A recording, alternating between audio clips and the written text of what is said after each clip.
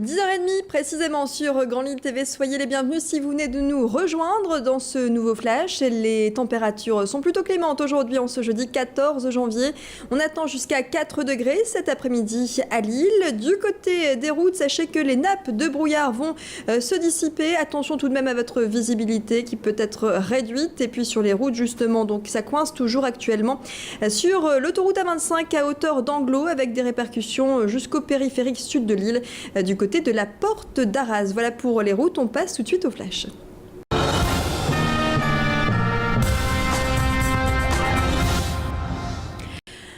Un pays sous le choc et une capitale complètement dévastée. Le séisme qui a touché Haïti pourrait causer la mort de 100 000 personnes selon le président de la République de ce pays pauvre. Sur place, les habitants manquent de tout et chez nous, la solidarité s'organise. À Villeneuve-d'Ascq, une équipe du GSCF, le groupe de secours catastrophe français, est partie la nuit dernière direction Port-au-Prince. Le GSCF intervient régulièrement dans ce type de catastrophe. Objectif, localiser et rechercher des victimes car les bidonvilles comme les bâtiments officiels se sont effondrés. Cette équipe est partie avec 300 kilos de matériel dont des purificateurs d'eau. Par à l'aveuglette, on sait qu'il y a de nombreuses victimes. On sait que des bâtiments anciens qui ont été détruits, ce qui veut dire qu'il y a de nombreuses victimes encore actuellement ensevelies. Et c'est un petit peu la course contre la montre, quoi, parce qu'on part en moins de 24 heures. Donc très rapidement et on va dire qu'on sait pas, on sait à quoi on va être confronté, mais comment où on va être dirigé et ce que l'on va trouver sur les lieux, quoi. Donc on n'a pas encore assez de recul étant donné qu'on n'a pas eu les informations qu'on aurait souhaité. Sur place, c'est le chaos. Il faut acheminer de l'eau potable, des vivres, de la nourriture. Et ici, c'est l'inquiétude face à cette catastrophe. La communauté haïtienne de Lille s'est réunie hier. Les communications téléphoniques sont coupées et il est difficile d'avoir des nouvelles de ses proches.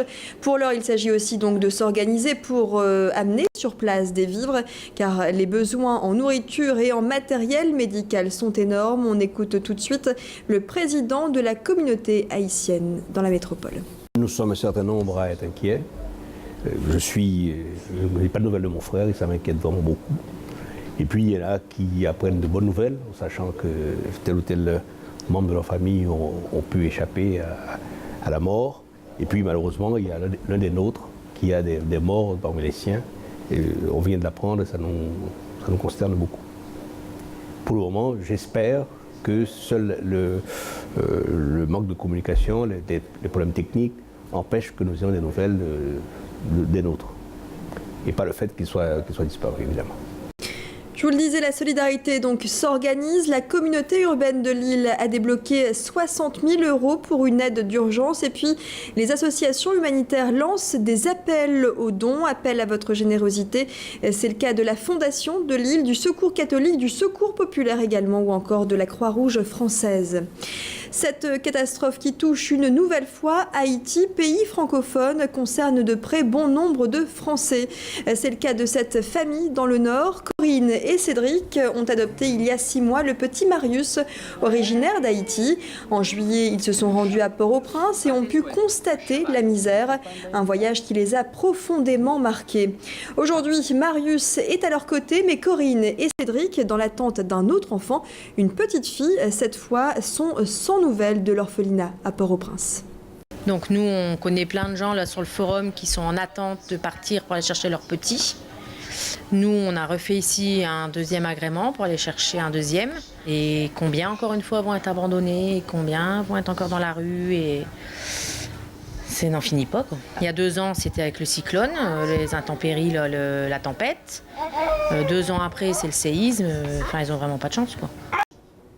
Voilà ce que l'on pouvait dire, en tout cas ce matin, sur ce séisme en Haïti et ses conséquences dramatiques.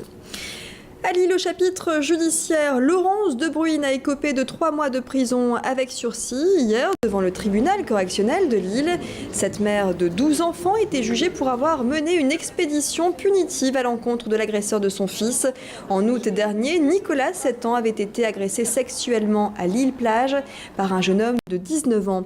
Un jugement satisfaisant pour cette mère de famille qui ne regrette pas son geste. Écoutez-la hier à la sortie de l'audience. C'est quand je regarde ses mains et sa bouche. C'est ses mains et sa bouche qui a posé sur mon fils. Vous pensez au moment où il va sortir? Oui, dans 2 ans et demi. Avec les jours de grâce. Mais je vais rien faire, j'ai pas le droit pendant 5 ans. Donc pendant 5 ans, je ferai rien. Pour pas aller en prison. Du foot à présent, et Lille recevait hier Rennes à domicile au Stadium Lille Métropole, donc avec une belle victoire des Dogs dans le cadre de la Coupe de la Ligue. 2 coups de tête de Rami et également de Debello sur corner et un but de Hazard ont permis aux Dogs de se qualifier pour les quarts de finale. Une victoire après prolongation et un score de 1 but partout au temps réglementaire. Score final 3-1. Le LOSC rencontrera Marseille en quart de finale à la fin du mois. Et puis attention, le trafic est toujours perturbé si vous devez prendre l'avion. L'aéroport de Lille-Léquin est marqué par une grève des agents de l'aviation civile. Hier, une quinzaine de vols ont été annulés.